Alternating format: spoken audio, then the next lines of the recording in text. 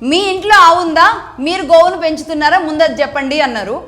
దానికి నేను చెబుతున్నాను, నేను గోవునైతే పెంచడం లేదు, కానీ గోవుకి కావలసిన గోవుని పెంచుతున్న వాళ్ళకి కాంట్రిబ్యూట్ చేస్తున్నాను.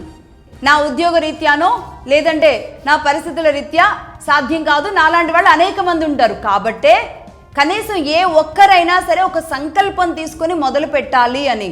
అంటే అనేక మంది ఈ గోశాలలు పెంచుతూ తమ జీవితాలని త్యాగం చేసిన వాళ్ళని నేను గత ఎపిసోడ్స్లో కూడా కొంతమందిని చెప్పడం జరిగింది.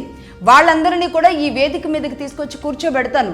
వాళ్ళందరూ ఇదే ఆవుల కోసం తమ జీవితాలని ఎలా త్యాగం చేశారో మీ అందరికీ తెలియాలి. అలాంటి వాళ్ళు, అలాగే చిన్న చిన్న దేవాలయాల దగ్గర ఉన్న గోశాలలు, ఒక్కొక్క దేవాలయం దగ్గర కనీసం 1-2 ఆవులు ఇలాంటివి ఏవైతే ఉంటాయో అలాంటిని కూడా పెంచవచ్చు. నిజానికి మనసు ఉంటే మార్గం ఉంటుంది.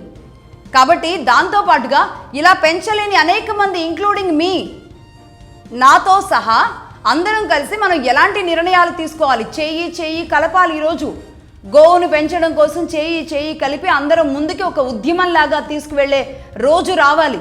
ప్రతిదీ రాజకీయం కోసమో, ప్రతిదీ ప్రాంతాల విభేదాలు, ఈ కొట్లాట్లో కాదు. సమాజం బాగుండాలి అంటే ఆవు ఉండాల్సిందే.